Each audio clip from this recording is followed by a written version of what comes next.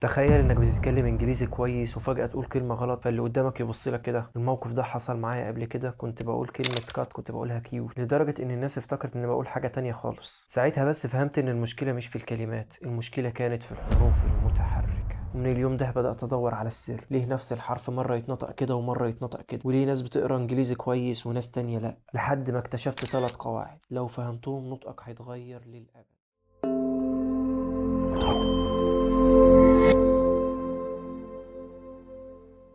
خلينا نبدأ من الأول. احنا عندنا في الإنجليزي 5 حروف متحركة، وهما ال A وال E وال I وال O وال U. بس ما تستسهلهمش، دول أهم حروف في اللغة كلها. هتقولي ليه؟ هقولك لأنها تعتبر القلب بتاع الكلمة. أي كلمة تقريبا لازم يكون فيها حرف متحرك، ومن غيره الكلمة تموت.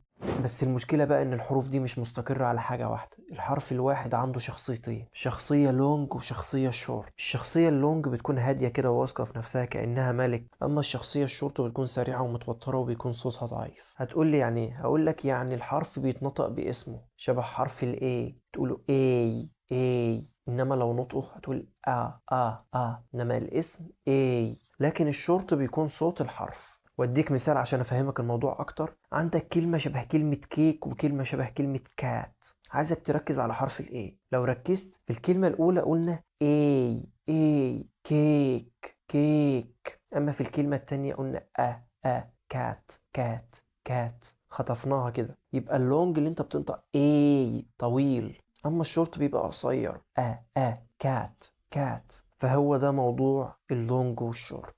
طب نعرف ازاي بقى ان الحرف هيبقى لونج ولا شورت؟ هنا بقى تبدأ القصة الحقيقية.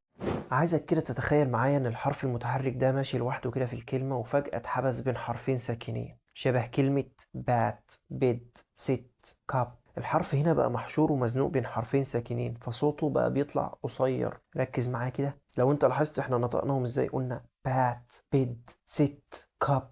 خطفناها، ما قلناش بيت بيد كيوب. طبعا ما ينفعش. فدي اول قاعدة معانا، عايزك تفتكرها كده. لو لقيت الحرف المتحرك محشور او مزنوق بين حرفين ساكنين، يبقى الحرف المتحرك ده هيتنطق شورت. وعندك امثلة تانية برضو نفس الفكرة، شبه دوج بين ماب ران. طالما الحرف في النص محشور ما بين حرفين ساكنين، يبقى كده على طول وش ده هيبقى صوت قصير شورت. بس عايز اقولك على حاجة، مش كل مرة الحرف هيفضل مزنوق، في حد بيجي ينقذه، وهي شخصية غامضة اسمها ماجيك اي. ماجيك اي اللي هو حرف الاي السحري، بتيجي في اخر الكلمة وما بتتكلمش خالص كأنه مش موجود. امال بتعمل ايه؟ هي بس بتدي قوة للحرف اللي قبلها، بتخليه لونج بدل ما هو كان شورت، بتخليه لونج. تعالى هديك مثال عشان افهم لك الموضوع اكتر. عندك كلمة شبه كلمة كات، هنا قلنا كات كات، فده كده شورت. لاحظ بقى لما حرف الاي يدخل على الكلمة، شايف اللي حصل؟ هتتنطق كيوت، تحولت من كات بقت كيوت. لو لاحظت كمان احنا ما نطقناش حرف الاي اللي في الاخر، قلنا ما قلناش كيوتي، قلنا كيوت. فالموضوع باختصار، لو حرف الاي جه في اخر الكلمة وفي الكلمة دي كان فيه في النص حرف متحرك، المتحرك ده هيتحول من شورت هيبقى لونج. وهديك برضو امثلة اكتر عشان تفهمك الموضوع اكتر. عندك كلمة شبه كاب كاب، قلنا كاب كاب. لاحظ الفرق بقى لما هنضيف اي تبقى كيب كيب كيب. عندك نوت نوت تبقى نوت نوت نوت. عندك بيت بيت بيت تبقى بايت بايت بايت.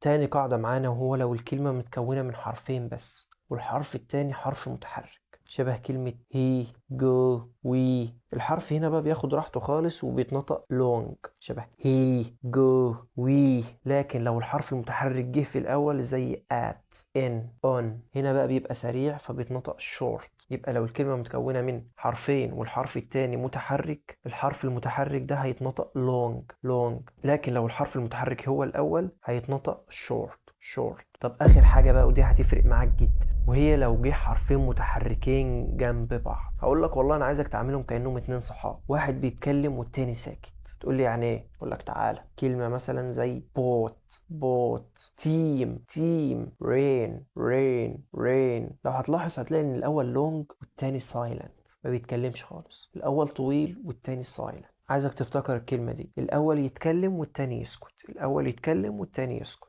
خلاصة بقى اللي احنا قلناه، لو الحرف مزنوق بين ساكنين هيبقى short، لو نضاف للكلمة اي في الاخر الحرف المتحرك اللي قبلها هيبقى long، لو حرفين جنب بعض الاول هيبقى long والتاني silent. بس كده انت كده فهمت 80% من نطق الانجليزي. فاكر بقى الموقف اللي انا حكيت لك عليه في الاول؟ اظن بقى دلوقتي ان شاء الله مش هيحصل معاك الموقف ده ابدا، لانك بقيت فاهم مش حافظ. ودلوقتي بقى جه دور قدامك الكلمتين دول، عايزك تقول لي انهي كلمة فيها حرف متحرك long وانهي كلمة فيها short. عايزك تكتب اجابتك في الكومنت تحت وانا هرد عليك ان شاء الله. وبس كده، لو الفيديو عجبك بقى ما تنساش تدعمنا بلايك وتشترك في القناة عشان توصلك فيديوهاتنا اول باول. اشوفكم على خير بقى في الفيديو الجاي. سلام.